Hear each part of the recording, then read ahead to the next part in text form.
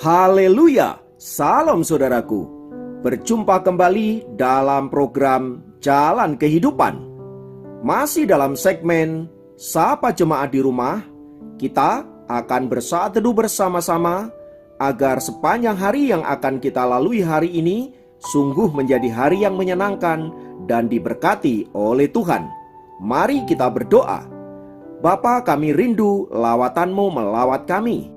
Dan biarlah firman yang sebentar kami renungkan boleh menjadi rema yang akan menuntun sepanjang hari ini untuk kami mentaati kehendak-Mu. Berfirmanlah, kami siap diberkati. Dalam nama Yesus. Haleluya. Amin. Firman Tuhan kali ini saya ambil dari 2 Tawarik pasal 25 ayat yang kedua. Saya ulangi, 2 Tawarik pasal 25 ayat yang kedua berkata, ia melakukan apa yang benar di mata Tuhan, hanya tidak dengan segenap hati. Haleluya. Saudara-saudara, kesungguhan atau keseriusan adalah faktor yang sangat penting dalam menentukan sebuah keberhasilan. Apapun bentuk keberhasilannya, entah itu di dalam rumah tangga, di dalam bisnis dan pekerjaan, di dalam studi, terlebih juga di dalam pelayanan. Tanpa kesungguhan, maka semuanya tidak akan berhasil dengan baik.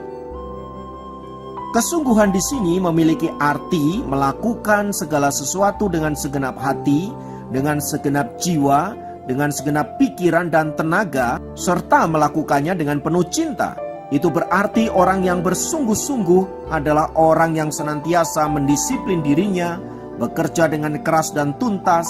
Ia adalah orang yang pantang mundur dan senantiasa fokus kepada tujuannya dan tidak mendua hati.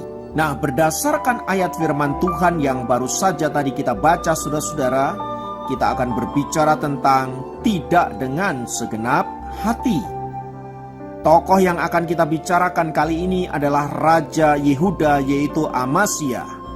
Dikatakan oleh firman Tuhan bahwa Amasya melakukan apa yang benar di mata Tuhan, hanya tidak dengan segenap hati. Apa arti kata hanya tidak dengan segenap hati? Ia melakukan hukum-hukum Tuhan itu lebih disebabkan karena kewajiban-kewajiban keagamaan. Tidak didasari dengan cinta, tidak didasari dengan takut akan Tuhan, tidak didasari dengan ketulusan dan lain sebagainya. Sehingga apa yang dikerjakan itu kelihatannya benar memang, hanya tidak berkenan di hadapan Allah. Jadi dalam hal ini Amasya melakukan tugas-tugas keagamaannya itu lebih disebabkan karena kewajiban-kewajiban belaka tidak didasari dengan hati yang mengasihi Allah. Dan atas hal itu saudara-saudara, atas tindakannya itu saudara-saudara, kemudian Tuhan mengizinkan peperangan antara Yehuda dan kerajaan Israel. Lalu kemudian Israel di bawah kepemimpinan Raja Yoas mengalahkan Yehuda. Semua itu terjadi karena apa? Karena Amasya tidak sungguh-sungguh mencari Tuhan. Pertama, ia menyewa orang-orang Israel saat hendak mengalahkan Bani Seir. Seakan-akan Tuhan tidak bisa menolong dirinya.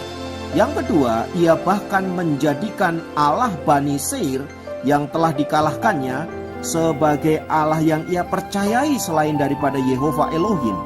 Itu menyebabkan Tuhan murka atas tindakan dari Amasya ini. Dan atas semua pelanggaran-pelanggaran itu saudara-saudara, akhirnya Amasya harus menerima hukuman Allah. Nah, belajar dari pengalaman Amasya ini saudara-saudara, bagaimana dengan hidup kita? Sudahkah kita menjadi pribadi yang sungguh-sungguh di dalam Tuhan? Mari kita jujur, kita cek and recheck hidup kita. Apakah kita melakukannya dengan penuh kasih, penuh cinta kepada Tuhan? Sebab firman Tuhan berkata, kasihilah Tuhan Allahmu dengan segenap hatimu, dan dengan segenap jiwamu, dan dengan segenap akal budimu, dan dengan segenap kekuatanmu. Markus pasal 12 ayat yang ke-30. Di situ dikatakan 4 kali kata segenap. Itu artinya ayat ini mau menekankan betapa seriusnya kata segenap tersebut. Nah, kata segenap yang dimaksudkan di sini adalah holos, memiliki makna yang mendalam, yaitu apa? Keseluruhan, sempurna, lengkap, sampai hal-hal yang terkecil sekalipun. Artinya ketika kita melakukan dengan segenap, itu kita melakukan dengan sempurna. Ketika kita mengasihi Tuhan, kita dituntut untuk melakukan dengan seluruh aspek kehidupan kita. Tidak hanya cukup melakukan sesuatu yang bersifat ritual belaka, tetapi kita juga harus melakukannya dengan penuh kasih, dengan penuh cinta. Sebab tanpa kasih dan cinta kepada Allah, apa yang kita lakukan menjadi sia-sia belaka. Haleluya, mari kita berdoa.